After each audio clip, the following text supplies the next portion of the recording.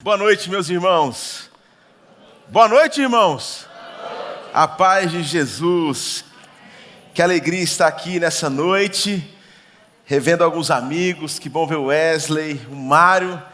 Não sabia que você estava aqui, Mário. Foi uma surpresa muito boa. Espero que mais tarde a gente possa jantar e você pagar nosso jantar essa noite. Amém, igreja? Amém. Já disse amém, já era. Irmãos, que alegria estar aqui. Eu não sei quem estava aqui ontem, mas eu trago a saudação da nossa comunidade de fé lá em Recife, a Igreja Ponte, e eu confesso que assim, é uma alegria não só estar expondo a palavra aqui, mas essa igreja faz parte de verdade da nossa história. Uma igreja que foi responsável por a gente pegar várias ideias. A gente vinha para cá com o nosso grupo de jovens para aprender no live, com o pastor Simon, através dessa igreja que é tão relevante, e a gente rabiscava muito, chegava ali, orava.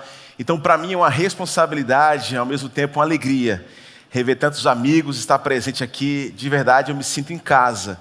E eu quero agradecer pelo carinho muito grande que eu tenho recebido aqui, fazer novos amigos, é sempre muito especial. E eu queria hoje conversar sobre algo com vocês, e eu queria que você abrisse sua Bíblia. Nós vamos ler o segundo livro dos Reis, a partir do capítulo 7, do versículo 3 ao versículo 9. Porque nós estamos vivendo de fato, e eu creio, como o pastor Simon falou, estamos passando por essa turbulência, estamos mais próximos de chegar do outro lado. Em nome de Jesus, essa pandemia será só história, mas também um tempo de experiência. Mas eu creio também que Deus, Ele tem nos chamado para viver algo novo.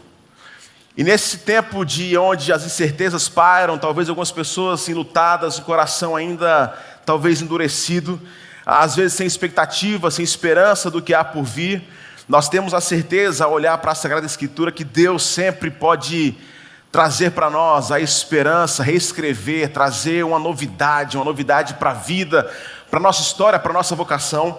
E essa história me fez lembrar esse contexto que nós estamos vivendo aqui hoje. E ela é relatada no segundo livro de Reis, a partir do capítulo 7, do versículo 3 ao versículo 9. Vamos ler a palavra do Senhor. Diz assim: havia 4 leprosos junto à porta da cidade. Eles disseram uns aos outros: por que ficar aqui esperando a morte? Se resolvermos entrar na cidade, morreremos de fome, mas se ficarmos aqui, também morreremos. Vamos, pois, ao acampamento dos arameus para nos render. Se eles nos pouparem, viveremos. Se nos matarem, morreremos. Ao anoitecer, eles foram ao acampamento dos arameus, e quando chegaram às imediações do acampamento, não havia ninguém ali, pois o Senhor tinha feito os arameus ouvirem um ruído de grande exército com cavalos e carros de guerra, de modo que disseram uns aos outros: ouçam, o rei de Israel contratou os reis hititas e dos egípcios para os atacar. Então, para salvar as suas vidas, fugiram ao anoitecer, abandonando as tendas, cavalos, jumentos, deixando o acampamento como estava. Tendo chegado às imediações do acampamento, os leprosos entraram numa tenda. Comeram, beberam, pegaram prata, ouro e roupas e saíram para esconder tudo. Depois voltaram e entraram noutra tenda, pegaram o que quiseram e esconderam isso também. Então disseram uns aos outros: não estamos agindo certo. Este é um dia de boas notícias. Não podemos ficar calados. Se esperarmos até amanhecer, seremos castigados. Vamos imediatamente contar tudo ao palácio do rei. Amém? Vamos orar mais uma vez. Senhor, nós te pedimos em nome de Jesus, porque nós não temos capacidade de transformar a vida de ninguém, de persuadir o coração, a mente de ninguém, mas nós cremos que o Teu Espírito se faz presente e paira sobre nós nessa tarde, nessa noite. E aonde o Senhor está, ali a liberdade, aonde o Senhor está, milagre acontece. E eu creio que salvação há de chegar neste lugar nessa noite. Eu creio que milagres vão acontecer nessa noite.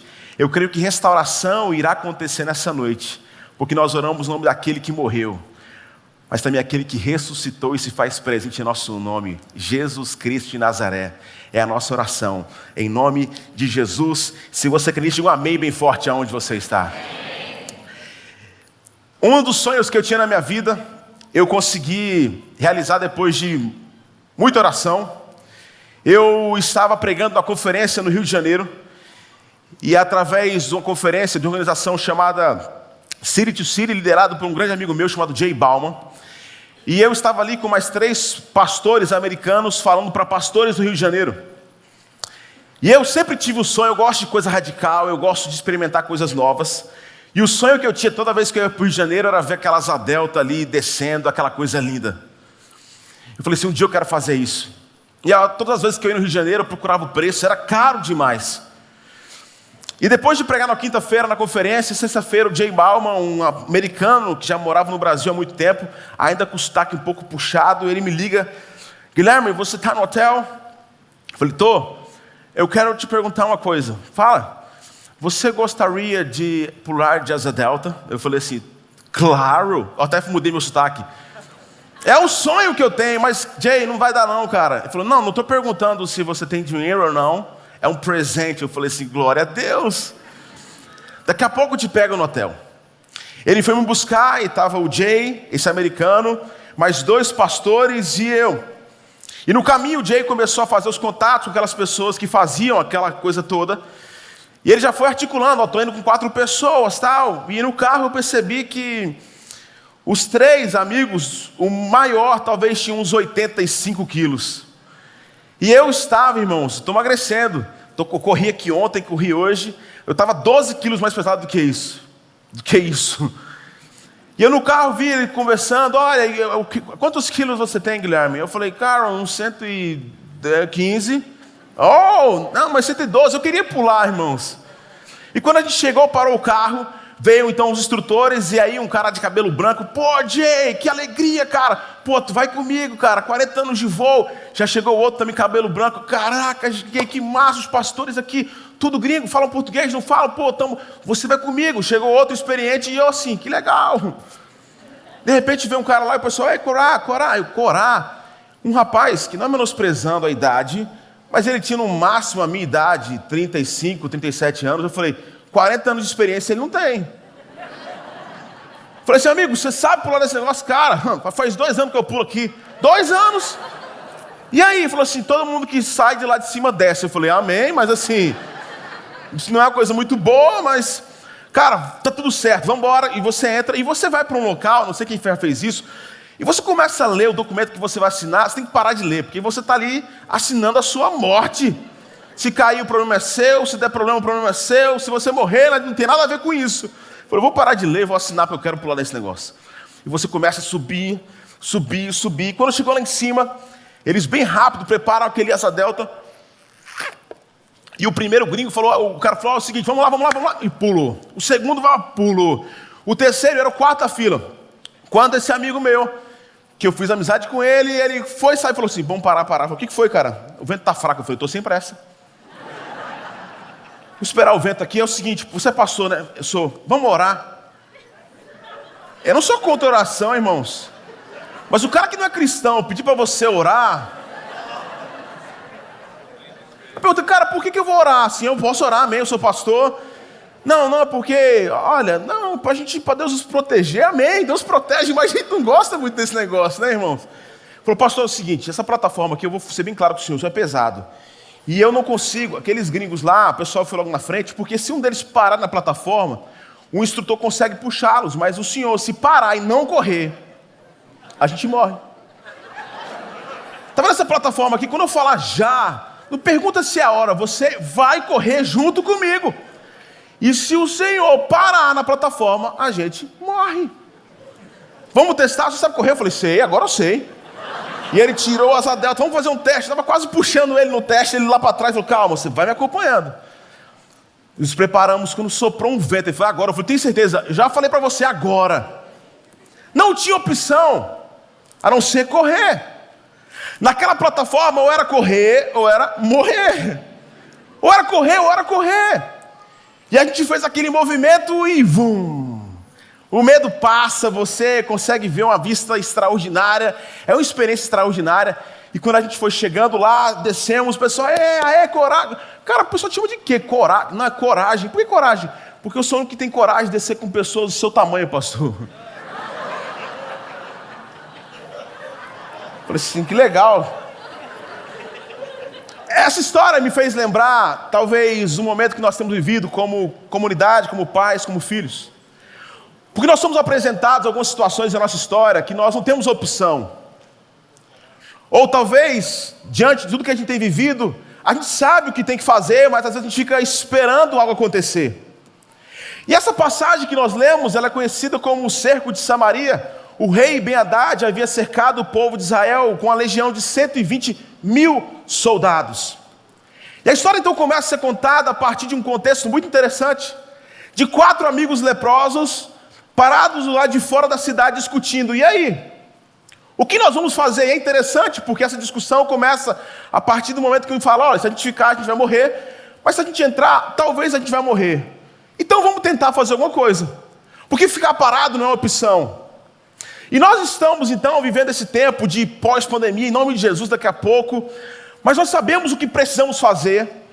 Só que diante de tantas questões que estão em volta ao nosso redor, às vezes nós estamos estagnados. Correr ou não correr, desculpa, não era uma opção naquela plataforma, e de fato nós sabemos o que precisamos fazer. E nesse contexto vale lembrar que nós estamos falando sobre uma doença que não era apenas uma doença física. Não sei se você sabe disso, mas quem era cometido ou carregava aquelas chagas, a lepra, eles tinham 4, digamos assim, prerrogativas na sua vida social. O primeiro deles é o que a gente conheceu, o distanciamento social. Mas não só isso, eles viviam numa casa chamada leprosário. Mas não só isso, se por acaso eles viessem a caminhar na rua, eles precisavam ir com as suas chagas expostas. As pessoas precisavam perceber que ele era uma pessoa doente. Não só isso, a 4ª questão é que eles precisavam gritar: leproso, leproso, leproso. Você concorda comigo que não é simplesmente uma doença física, mas também emocional? Você imagina se nós fôssemos passear por aí dizendo as nossas questões ou aquilo que a gente tem vergonha de expor? Mentiroso passando, invejoso, invejoso. Eles ficavam e precisavam fazer isso, e agora eles estão diante da situação onde aparentemente eles não podem fazer nada. Mas presta atenção, irmãos, o Senhor queria trabalhar na vida daqueles leprosos, e não estou querendo menosprezar, mas esses leprosos ensinam um princípio para a vida, para os dias que nós temos vivido. E começa então no versículo 3, dizendo que os 4 leprosos estavam na porta da cidade, e eles começam a discutir. É engraçado, se resolvemos entrar na cidade, nós morreremos de fome, mas se ficarmos aqui também morreremos. Se a gente vai, a gente morre, se a gente fica, a gente morre. E eles nos ensinam então, irmãos, se você quer viver algo novo de Deus para a sua história, esses leprosos nos ensinam a primeira lição: aprender a se movimentar. A aprender a se movimentar. Tem um cantor, não sei se vocês conhecem, chamado Marcos Almeida, que ele diz que esperar é caminhar. Ficar parado não é uma opção. A gente usa muito essa expectativa de: eu vou esperar em Deus. E esses homens sabiam que a única opção que eles tinham era se movimentar. E a história diz então que ao anoitecer eles foram ao acampamento dos arameus. Aprenda a se movimentar. Se ficar a gente morre, se for talvez a gente morre, mas é o seguinte, nós precisamos tentar. E preste atenção, irmãos, eu sei que todo mundo tem uma questão aqui, espera um milagre, espera algo novo de Deus, mas você percebe que todo milagre de Deus é o Senhor fazendo aquilo que é impossível, sobrenatural, mas os seres, as pessoas fazendo aquilo que era natural, que cabia a cada um delas. Deus faz um milagre, Deus opera. Mas é interessante, por exemplo, ao olhar para o Evangelho de João, João capítulo 2, o casamento em Caná da Galileia. João capítulo 4, a cura do oficial do rei. João capítulo 5, a cura do paralítico em Betesda. João capítulo 6, multiplicação dos pães e dos peixes, e Jesus caminha sobre as águas. João capítulo 9, a cura do cego de nascença. João capítulo 11, a ressurreição de Lázaro. Presta atenção nisso aqui, irmãos. Todos os milagres é Jesus fazendo algo sobrenatural, e os homens, as mulheres se movimentando. Você lembra então, Caná da Galileia no capítulo 2, transformar a matéria, água em vinho, isso é com o Senhor. Mas Jesus diz o quê? Encham as talhas de água. Comece a se movimentar para que eu possa fazer o milagre. É claro que Deus pode fazer a obra como Ele deseja, mas esse conceito de esperar em Deus não é um conceito de eu ficar fechado no quarto sem movimentar. No capítulo 4 a gente vai ver a cura do oficial do rei. Curai comigo, mas vai lá abraçar o seu filho. E ali aquela história, aquele contexto. No capítulo 5 a cura do paralítico em Betesda. Levanta, eu vou te curar, mas pega a sua maca e vai expandir isso que aconteceu com você. João capítulo 6, a multiplicação dos pães e dos peixes. Vão atrás de alguma coisa aí. Multiplicar sou eu que faço, o extraordinário é comigo. Mas as coisas naturais, vocês peguem e comecem a se movimentar, porque o milagre sou eu que faço. A cura do cego, no capítulo 9, eu cuido da visão, mas agora vai lá e se limpa e se lava no tanque de Siloé. João capítulo 11, a ressurreição de Lázaro. Ei, quem traz de volta a vida, quem está morto sou eu, mas vocês tratem de desatar aquele homem para que ele possa sair. Você percebe aqui, irmãos, que todos os milagres é Jesus fazendo aquilo que é impossível, mas nós aprendendo que nós precisamos nos movimentar. Você quer mudança de vida? Você quer ver algo de Deus novo para a sua história? Não fique parado, aprenda a se movimentar. É interessante porque a gente fica às vezes pensando assim, mas como eu vou movimentar? O que eu tenho é muito ridículo, duvido que é pior do que a situação desses leprosos. Há 3 semanas atrás caiu uma grande chuva lá no Recife, e eu estava em casa, daqui a pouco começa a tocar o telefone, está chegando muita água, está quase invadindo a nossa igreja de água, eu não consegui nem sair da minha casa com o carro, e desesperado eu saio correndo no meio da rua, e chego perto da igreja, a água estava mais ou menos aqui, dentro da igreja quase no joelho, tudo foi tomado pela água, e o desespero bateu, eu falei assim, meu Deus, não é possível, perdemos um monte de coisa, irmãos. Mas Deus foi falar comigo de maneira tão profunda naquela semana, porque eu fiquei até quase 9 horas da noite tentando levantar as coisas da igreja para a gente não perder. E minha esposa falou, o papai está demorando porque ele está tentando minimizar os danos da igreja. E eu chego então em casa à noite, meus filhos estavam me esperando, eu tenho o Lucas de 6 anos, a Estezinha de 2 anos e meio. No dia seguinte, eu acordo cedo, e a Esté de 2 anos e meio, papai, onde você vai? Eu falei, vou para a igreja. Papai, tem muita água? Tem. E ela saiu. Daqui a pouco ela volta, irmãos, com um rodo desse tamanho rosa.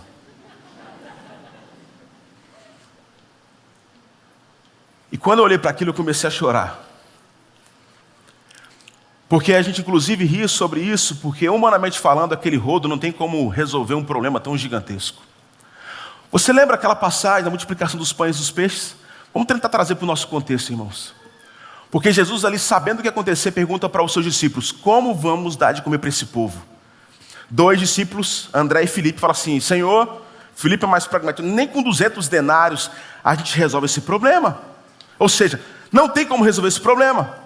Agora pensa no outro papel do discípulo de Jesus, é quem chega com aquela criança e fala assim, eu tive uma ideia extraordinária. Qual foi?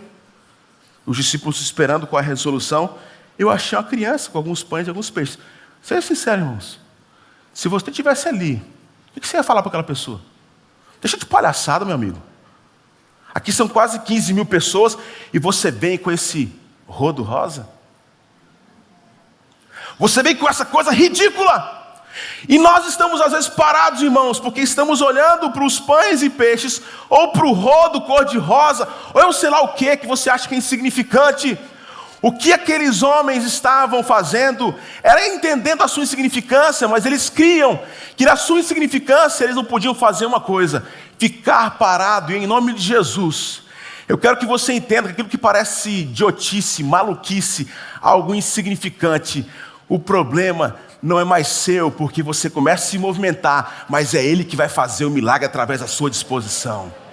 Aprenda a se movimentar. Aqueles homens então se levantam e começam a entrar naquela cidade, um pouco preocupados, porque eram leprosos, imagina, leprosos. Segundo lugar, aprenda a confiar na provisão de Deus. Olha o que diz o versículo 5, ao anoitecer, eles foram ao acampamento dos arameus, e quando chegaram às imediações do acampamento, não havia ninguém ali, pois o Senhor tinha feito os arameus ouvir um ruído de grande exército com cavalos e carros de guerra, de modo que disseram uns aos outros, ouçam, o rei de Israel contratou os reis de Titas e dos egípcios para nos atacar. Presta atenção no que eu vou falar aqui agora. Enquanto a gente se movimenta, Deus age. Não fique parado. Eles começam a caminhar, leprosos. E aquele eco começou a ressoar, porque não havia mais ninguém. Não sei se você entendeu. Deus, de maneira poderosa, fez com que aqueles homens, as 120 mil soldados, não era um povo que ouvia um barulho estranho. Meu amigo, para 120 mil homens sair correndo, a não ser que eles ouviram a esposa. Tá onde? Eles desapareceram e eles ouviram um indiferente de guerra e ficaram com medo e desapareceram. A gente às vezes fica esperando Deus, esperando acontecer um milagre, irmãos, mas esse movimento também vai nos ensinar que andando nós precisamos confiar na provisão de Deus, que nós vamos nos movimentando e Deus vai agindo. Eu ouvi uma vez um testemunho na igreja, que eu não vou falar o nome, mas de televisão, madrugada fora, e eu estava sem sono, eu comecei a assistir aquele negócio, e de repente eu ouvi uma pessoa dizendo assim: eu consegui emprego na semana passada, eu vim aqui e oraram por mim, eu peguei uma rosa branca e foi extraordinário. Pastor, como é que você foi isso?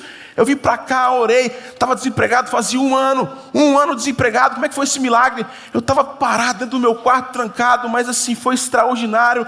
O culto da rosa branca, e eu orei, eu recebi aquela rosa, e eu saí daqui, e o pastor perguntou: mas o que você fez? Eu saí daqui, eu fui numa gráfica, eu imprimi um monte de currículo, comecei a entregar, e eu fui chamado para estar empregado. Amém, irmão? É movimentando o que Deus vai fazendo. Você quer um emprego, você quer gerar algo novo, você quer viver algo especial. É na movimentação. Há 3 anos atrás, eu estava na minha casa, o oficial de justiça bateu lá e falou assim: Guilherme Franco. Eu falei: pois não, você foi sorteado. A gente gosta dessa palavra, né? Sorteado. Eu falei assim: glória a Deus, eu nunca ganhei nada. Eu preciso que você vá amanhã no Fórum de Jaboatão, que é um município que fica próximo de Recife. E eu cheguei no Fórum de Jaboatão. Guilherme Silva Franco Pereira: pois não, você foi contemplado e você vai ser júri popular no exercício 2017. Júri popular? Eu já assisti um filme sobre isso daí. Em 2017, toda quinta-feira. Não, como assim toda quinta-feira? Excelentíssimo. Não, toda quinta-feira você vem para cá. Não, mas eu sou pastor, viajo muito, eu não tenho como. Toda vez que você faltar, é uma multa de 3 salários mínimos. Sempre sonhei em ser júri popular, meritíssimo. Excelentíssimo. Mas eu não tenho como ficar vindo aqui. Se você for viajar, você vem para cá. Toda quinta-feira eu estava indo para o júri. E eu comecei a procurar advogados para me ajudar a sair daquilo ali, não tinha como. Toda quinta-feira eu estava ali no fórum para ser júri.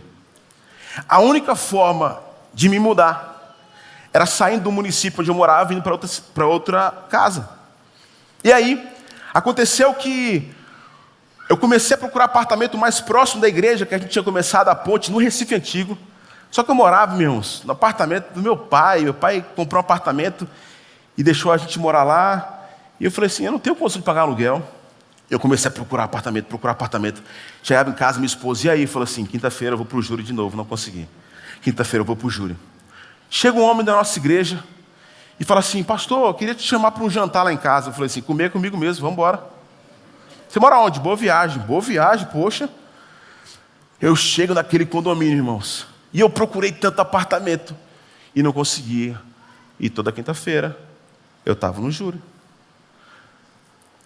Fui jantar na casa desse irmão. Quando eu entro no condomínio, eu falo assim: meu irmão, o que é isso aqui? Subo no elevador. Falei: não tem nem roupa para esse jantar. Aquela casa, aquele apartamento todo decorado, lindo. E eles estavam ali: pastor, a gente está muito empolgado com o que Deus está fazendo na nossa comunidade de fé, na nossa igreja. Mas a gente tem alguns negócios em Miami. Eu falei: poxa. E a gente tem uma casa lá. Eu falei: nossa. E a gente estava orando aqui porque a gente está se mudando de vez para Miami. E Deus tocou no nosso coração que era para deixar vocês morarem na nossa casa. Eu falei assim: não, meu irmão, você está doido? Como é que eu vou explicar aqui? Não, esse apartamento não é meu. O pessoal chega lá: ei, pastor, deu certo a igreja, hein? Não quero não, irmão. Não só isso, eu tenho 3 carros aqui, eu vou deixar um dos carros. Um era um Porsche, outro era um Fiat 500 da mulher dele, e outro uma BMW. Eu falei assim: meu amigo, como é que eu vou falar? Olha, esse Porsche não é meu. Falei assim: obrigado, minha esposa. Não, de jeito nenhum, a gente fica constrangido. Obrigado, mas não vai dar. Eu, não. Minha esposa falou 8 não, depois no 9 eu falei assim: calma também, peraí, calma. Estou lembrando do júri. Eu estou procurando apartamento, não estou conseguindo. Entramos no elevador quase chorando, nos tremendo. Meu Deus, isso aqui não pode ser. E a gente negou. Passaram uma semana, quinta-feira eu estava onde? Na outra quinta? Depois de 3 quintas-feiras eu liguei para o Samuel, esse amigo meu. Irmão, tudo bem? Mais ou menos, cara. Eu fiquei muito chateado com você. Por quê? Deus tocou no nosso coração, cara. Vocês negaram. Você ficou muito triste, cara. Muito. Muito triste. Muito. Cara, vamos resolver isso. Irmão, presta atenção. Eu não estou aqui e não sou adepto a essa teologia que crente vai só prosperar, não vai passar por crise. Mas enquanto você se movimenta, Deus vai agindo. Enquanto você sai do seu lugar, Deus vai fazendo a parte dele. E todo mundo está convidado para passar uma semana lá em casa. Mas não pode me julgar. Falei, inclusive ele falou, vou deixar um carro. Eu falei assim, deixa o Tico Etento. Deixou o carro e o apartamento. Glória a Deus por isso. Glória a Deus por isso. Terceiro lugar, irmãos. Aprenda a partilhar. Olha o que diz o versículo 9. Então disseram uns aos outros, não estamos agindo certo. Este é o dia de boas notícias e não podemos ficar calados. Presta atenção, presta atenção. Alguém que já sofreu muito como os leprosos. Se movimentaram. No movimento eles sabiam que Deus ia cuidar. Enquanto eles andavam, Deus agia. E agora, essas pessoas que eram tidas como escória da sociedade, eles se deparam com o maior banquete da sua vida. Imagina! Eu não sei você, porque você é mais crente do que eu. Mas se eu fosse o leproso, falou assim, meu amigo, acabou a miséria. Porque disse que eles chegaram, estava tudo posto ali, ó, um banquete. Começaram a comer, a beber, ouro, prata. Ah, meu amigo, eu vou continuar sendo leproso, mas agora eu vou ser um leproso chique. E outra coisa, seja sincero, depois de sofrer a vida toda, irmão, você teria facilidade de dividir com os outros, que o povo dava no máximo esmola para você? Esses leprosos nos ensinam a terceira lição. Aprender a partilhar, porque tudo aquilo que nós temos, irmãos, é dádiva de Deus, e a forma que nós somos abençoados é partilhando aquilo que Deus nos dá. E eles começam a comer, a beber, a juntar ouro, a juntar prata, e de repente um diz para o outro, sabe o quê? Não sei se você sabe o que significa a palavra evangelho, mas evangelho significa boa notícia, boas novas. E olha como isso aqui aponta para Jesus, porque eles dizem, ei, nós não tínhamos nada, nós nos levantamos, a gente se movimentou, nessa movimentação Deus começou a fazer, a gente comeu como nunca comeu antes, a gente agora é rico. Mas eles dizem, peraí, tem uma coisa errada. Sabe por quê? Olha o que eles dizem, não estamos agindo certo, este é um dia de boas notícias. Evangelho. Evangelho. Mateus, Marcos, Lucas e João, irmãos, eles são chamados com o Evangelho. O mundo estava perdido, não tinha mais solução. E o nome Evangelho é o seguinte, eu sei que você está passando por crise, mas eu tenho o quê? Evangelho para você. Eu tenho uma boa notícia. E eles ali entendem que eles precisavam partilhar.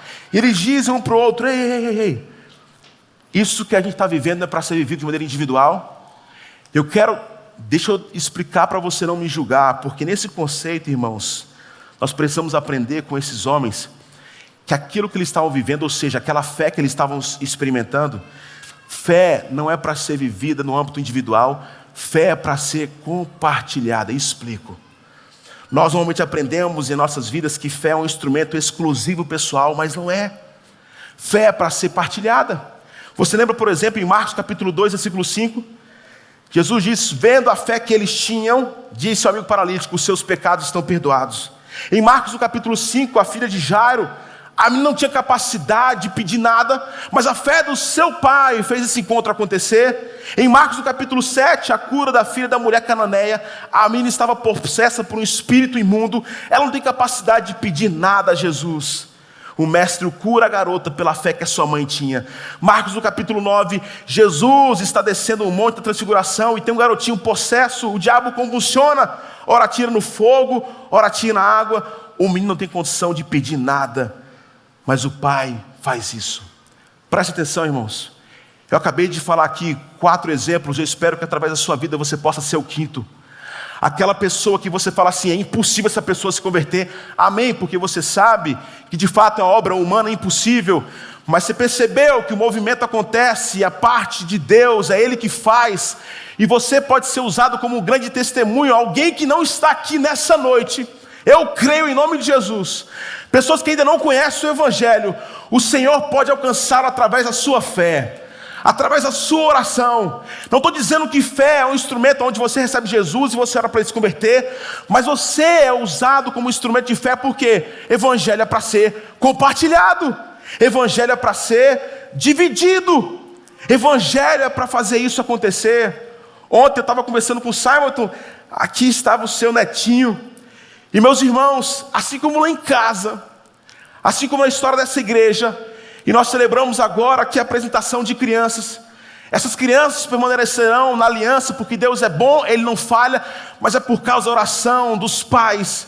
É a fé que é estendida para a vida dos seus filhos. Eu tenho o Luca de 6 anos, e a Esté de 2 anos, e todos os dias eu oro.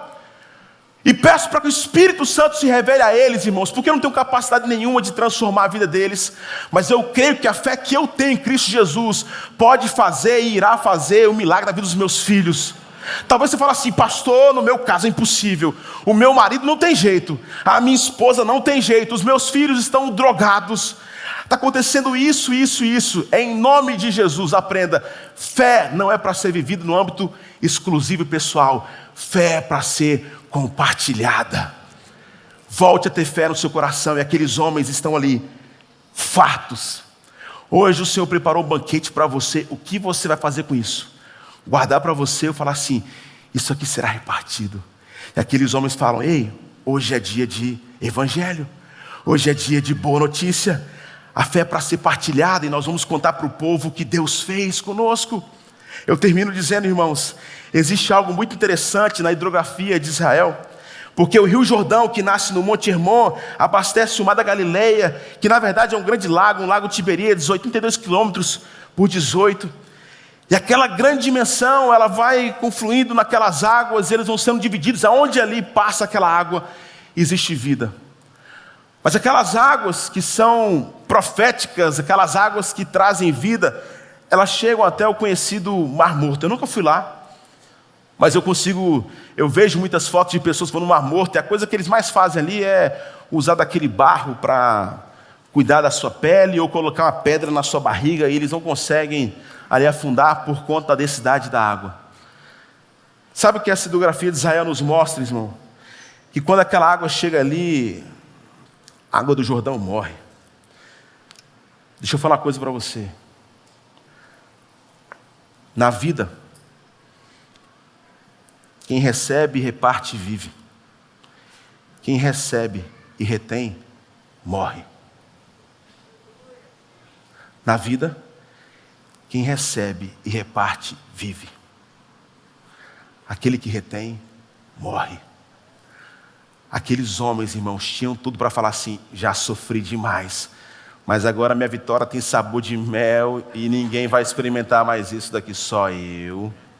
Mas sabe o que eles fazem? Hoje é dia de boa notícia. Este é o dia de boa notícia e não podemos ficar calados. Vamos falar isso juntos? Este é o dia de boa notícia e não podemos... Mais uma vez, com força. Este é um dia de boa notícia e não podemos ficar calados. Você pode ficar em pé para nós orarmos. Foi uma alegria enorme ter você com a gente mais uma vez. Lembre-se de se inscrever no nosso canal, habilitar o sininho para receber sempre a notificação quando tiver um vídeo novo. E se este vídeo abençoa a sua vida, compartilhe ele com seus amigos e vamos juntos abençoar cada vez mais vidas. E a gente quer te ajudar a continuar na sua caminhada com Deus. Se você quiser se envolver na nossa comunidade, tem alguma dúvida sobre esse vídeo ou sugestão, mande uma mensagem aqui embaixo. Nosso time entrará em contato com você. Nós fazemos tudo isso porque acreditamos que em Deus encontramos vida. Foi um prazer ter você aqui com a gente. Até o próximo vídeo.